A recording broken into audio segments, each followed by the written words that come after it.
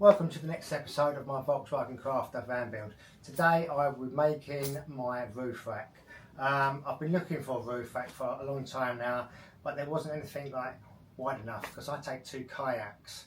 So some of the ones you buy are a little bit thinner. They just like go on the rails of the Crafter, so it's not exactly big enough. So and the ones also I've looked at are so expensive. They can range from like £2,000 to £3,500. So I've decided to make my own, and another reason being is because then I can add to it and alter it as I go. If I want to add more solar panels I can, and then I'm just not restricted on sizes. So that's what I've been doing today. I've been using it out of Unistrut. Unistrut comes in a few different sizes and types. I'm making mine out of the 44 by 44 and the 44 by 21. It's available in ones with holes in like this, and then that picks up for the camera, or you can also get it in solid form as well without the holes in. I'm going to use both, and it will become clearer further in the video why I'm using some with holes and some not. One of the main reasons I'm using it is because the ones with holes is a lot lighter. Each length are 3 metres, weighs I think 4 kilograms. So overall I think the actual roof rack finish is going to be about 25 to 30 kilograms, which isn't bad, and it's also galvanised steel, so it's really strong. I'm going to finish it by painting it, and then I'm going to use this like capping. It actually comes with the Unistrut, or you can buy it separately, and that just clips in. See that on the camera? That just clips in the groove, so you can see it's quite a nice neat finish. Again, that'll be made clear further on in the video. It also comes with accessories you can buy, such as little angle cleats. It comes with the actual nuts that go in the grooves, and the bolts as well. And you can also, add and buy washers and different shapes and angles as and when you need them for your each individual project. So for now, I'll show you what I'm going to do. So the first thing I'm going to do is to give it a good clean. I'm going to clean it with a degreaser. This is just a spray degreaser I use. I just got it from Halfords or a car accessory shop. Give it a good clean because it comes out of the factory covered in grease and oil. So, and then I'm going to wash it with a white vinegar. The reason why I'm using white vinegar because it contains 5% acid, and that gives a good etch to the galvanised steel. Because galvanised steel is quite hard to paint, it does tend to flake off. So if I could give it a good key first of all, that will help. Then I'm going to give it a coat of red oxide metal primer. Then I'm going to go over it on top with some hammerite metal paint. I'm going to use a satin finish black to match the rest of the theme of my van as well. So that's what I'll be doing first. So I'll begin by giving it a good degrease. I just bought this from a local car accessory shop, as I said earlier. Then I use a brush to get it in all the grooves, make sure the grease has gone on all the dirt. Then I make up my acid solution and then give it a wash with that. It's just white vinegar, but it does contain 5% acid, and that's enough to give the actual galvanisation a good key. I leave the white vinegar on. I don't wash it off at all. I'll probably give it a wipe over just before I give it a coat of paint. So here it is, all cleaned up, ready to go. So I'm going to cut it to size. It actually comes in 3 metres, and that's the 3 metre lengths I actually need for the 2 rails, but that will be in the 41 by 41. This is how it comes out after painting, or you could not paint it and just put the caps on and it still looks pretty good in the like silver galvanised finish.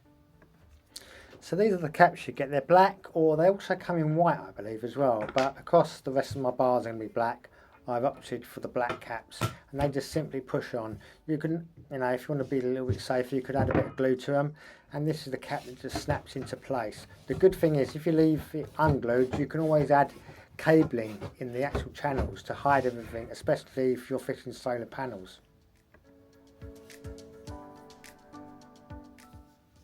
So I'm getting everything else ready, such as my hammerite black satin paint. I've got my angle cleats, various nuts and bolts. I also picked up that T-piece, but I don't actually use it on this occasion. I just thought I could use it for something else in the future.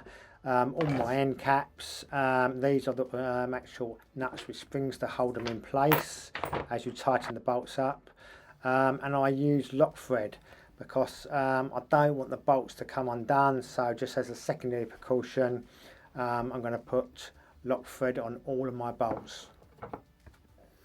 So if you haven't seen this system before, this is how it all goes together.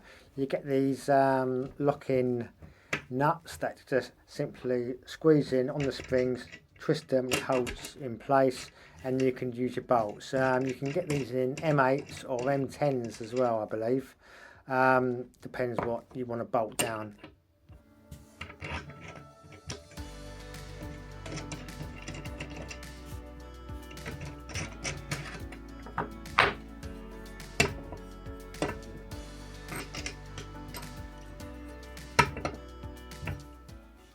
I use nylon nuts or the lock thread whenever I'm bolting things together. It just makes them more secure and less risk of the nuts undoing as I go. So I use this for all of my projects. Okay, so back outside, these are going to be my cross members. I've got 3 lengths at 3 meters, so I'm going to cut them in half, and that will give me 1.5 meters and 6 pieces. So I'm going to give everything a coat of red oxide, then I'm going to give it a light sand, another coat of red oxide, ready for the black satin wood hammerite.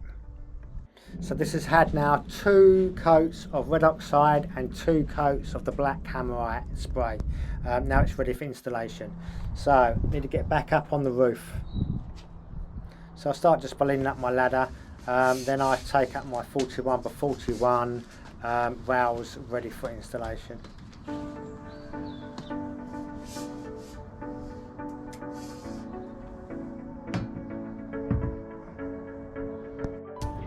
Firstly, I should give everything a good clean because I'm going to also put some black butyl tape in between the rails and the roof just to give it that extra waterproof seal.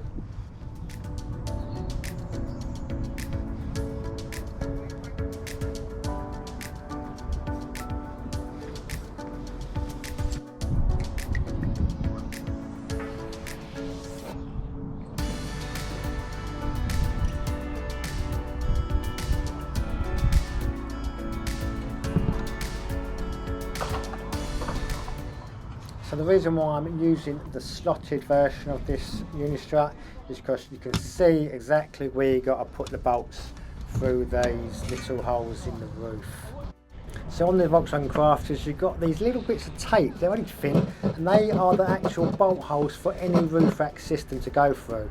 You just have to pierce them through. It's really easy to do. This is the butyl tape I'll be using. It's about 1 inch wide. And about 4 or 5 mil thick, so I'll be running that across the whole length of the rails.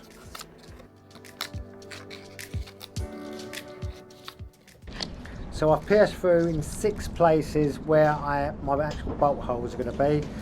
Then I'm going to put the butyl tape all the way along, then I'm going to pierce it again so I can put the bolts through the Unistrut all the way to the roof underneath, and then tighten up with big washers and nuts.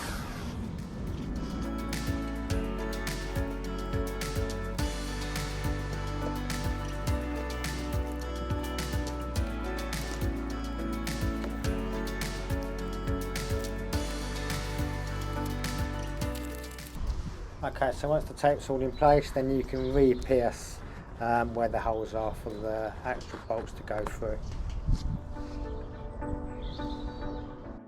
Okay, so when you're ready, you can now lift on your rails. Just line up wherever you want them. These are 3 meters long, and on the medium wheelbase crafters, you need a 3 meter rail exactly. I think if you've got a long wheelbase crafter, you need an extra metre on each end, because I think that's what they are, just an extra metre long.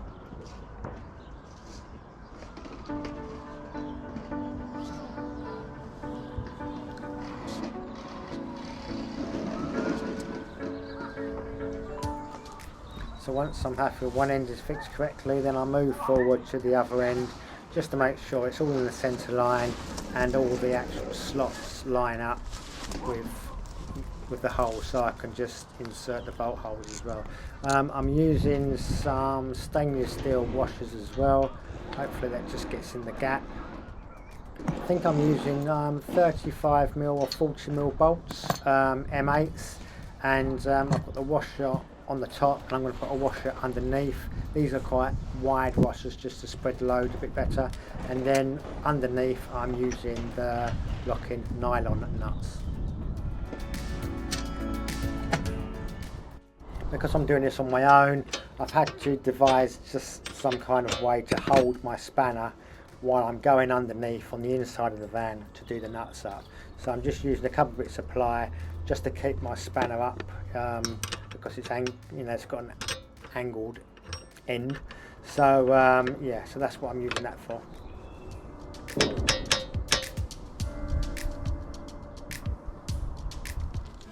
So back on the inside of the van, you can see where I've put the actual bolts through. It's also pierced the butyl tape, so that's pushed that through as well. So you can easily see where to do the nuts up. So I'm just using an electric screwdriver with my bolts on the end. Then I will tighten up my hand afterwards, just to give them that little extra nip, just to make sure all the bolts and the nuts are secure. These are the end caps going on. These are the 41x41 black end caps.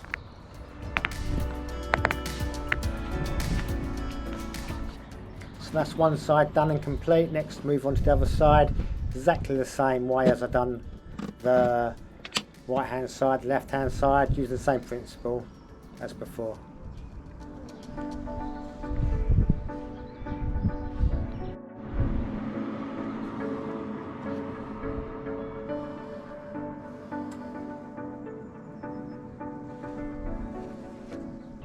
As a bit of an overkill method as well, I just put a bit of silicone along the rails just to make sure, because there's a lot of water that goes on the roof and it runs down to these valleys. I just want to make sure 100% it was waterproof. So on the sliding door side, I'll be using my Fiamma awning. These are the brackets I've got, so I can bolt these to these rails. I'm using the F45S series in black to match the overall theme of my van, and that comes with a grey covering as well. If you go on the Fiamma website, it's got lots of information, different lengths, sizes, colours, and there's various sort of brackets you can use for each individual project, whether it's a Crafter, Sprinter, Volkswagen C6, anything. They've got a bracket to suit, but there's full information on their website. Really easy to fix, it just hooks on the brackets and then you just tighten up with 3 bolts, finished. This is a little demo on how it's easy to just unscrew, just a single person, and it comes out about 3 meters, I believe. So it's quite a big awning, and these are the legs that just fold down. You can either put them on the floor or you can put them in little cleats you can bolt on the side of the van, which you will see in a minute.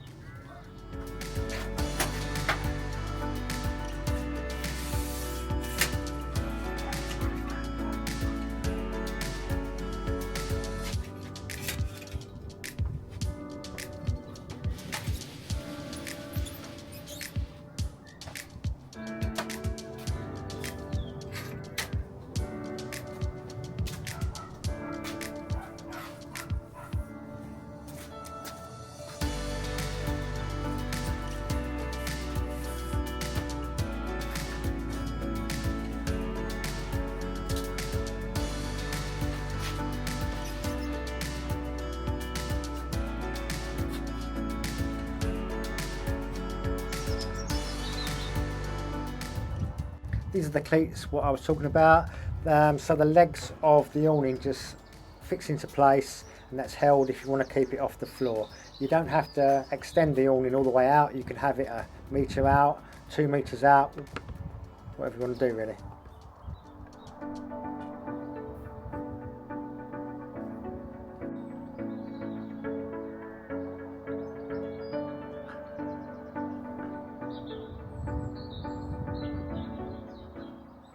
So as quick as easy it is to have the awning out, it's even quicker to put it away. You just wind it up, so far about metre and a half out, then you fold up the legs, hook them back into place, and then continue folding up the awning.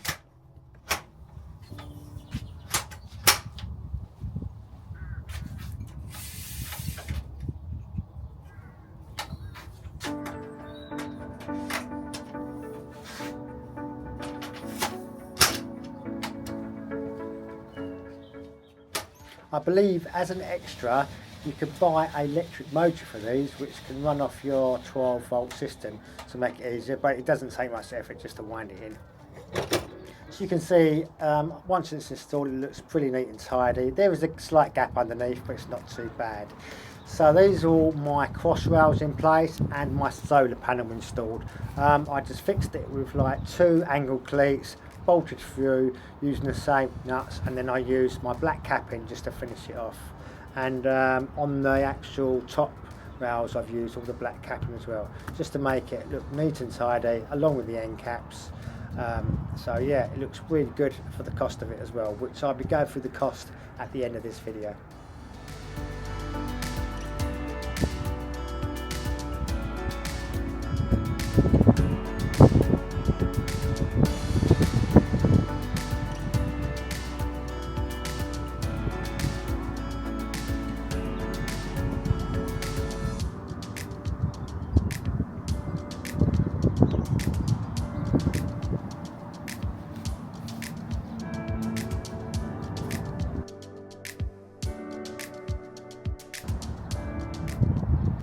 With regards to the solar panel, I think it's about a 215 watt panel. That's enough for what I need. As I said earlier, I use these angle cleats, 4 of them, just to fix through to the actual roof rails to make it nice and secure. And then I've got this box glued in on to the top of the van and with a hole through with a grommet, and that's where I've fed my cables through. So to hide any cabling you can also feed them through the rails as well and then just snap on the clips. So it goes through the roof, down the centre pillar here where the back doors are, and then that will lead down to where all of my electrics are. I did put the cabling through just before I fitted the carpet, just in case I needed to gain access. But it's quite a big channel just to feed it through, and then I poked it down the end into where all my electrics are.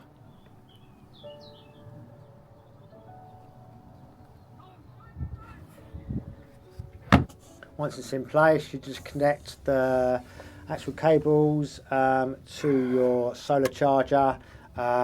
This is how I've set mine up. Yours may be different.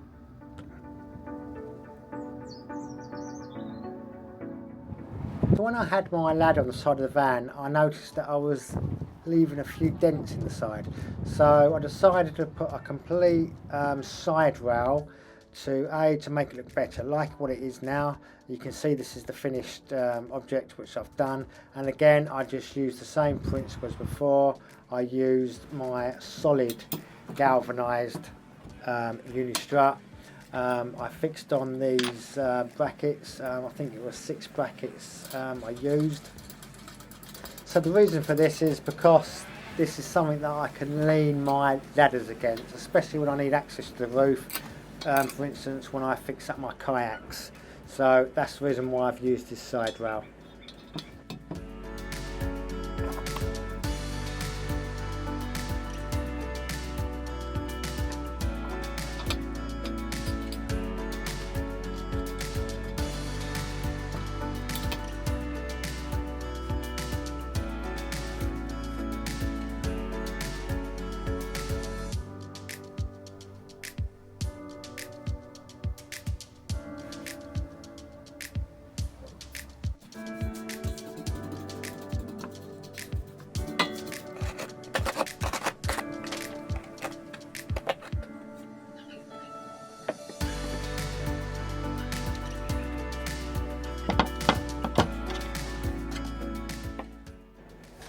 So here we are, all finished and painted. It's had 2 coats of red oxide, 2 coats of black galvanised hammerite, so it's now ready to fix on the roof.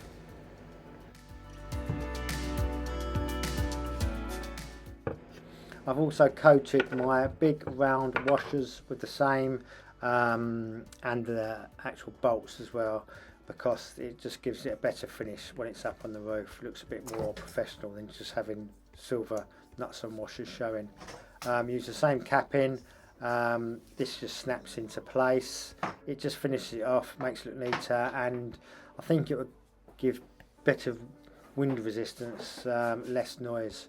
So that's why I decided to use this capping as well.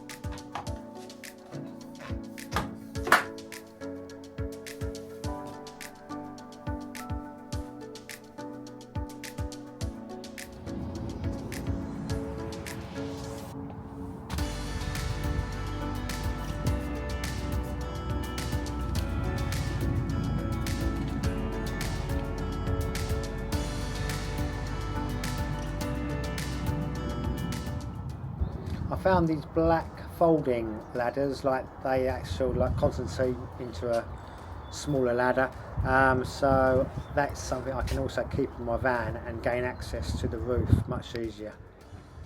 So here it is with this side rail on.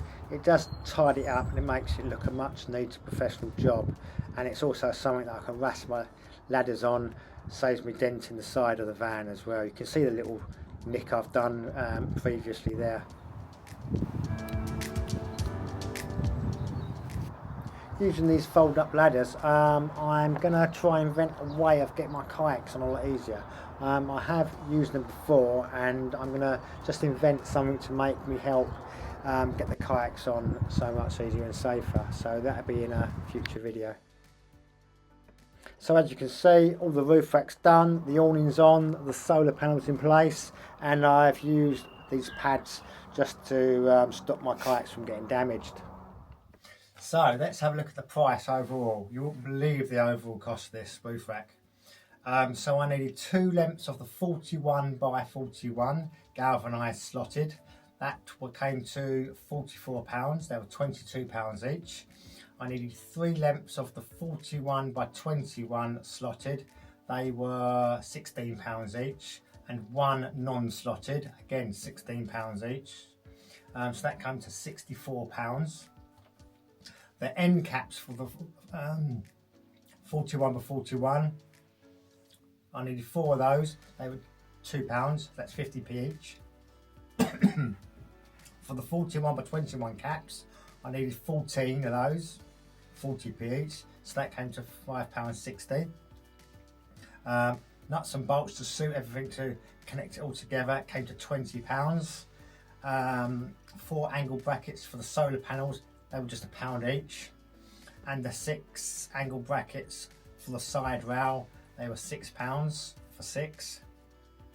The actual hammerite paint and the red oxide came to £20, and the waterproof butyl tape that went in between the roof and the slotted rail came to £22. So in total, for the whole roof rack complete, don't forget it's made out of galvanised steel, and it only weighed about 30 kilograms, came to £187.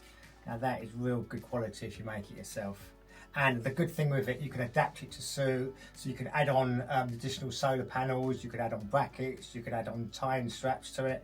So there's multi things you can make with it as well. And that just leaves the Fiamma awning itself. The awning was £620 in the black and the grey covering, and the Fiamma brackets that fix on the roof rack itself was £45. That came to £665. So absolute bargain. Thanks for watching. I'll see you next time. My next video is going to be on my outdoor shower. So yeah, thanks for tuning in, and I'll see you next time.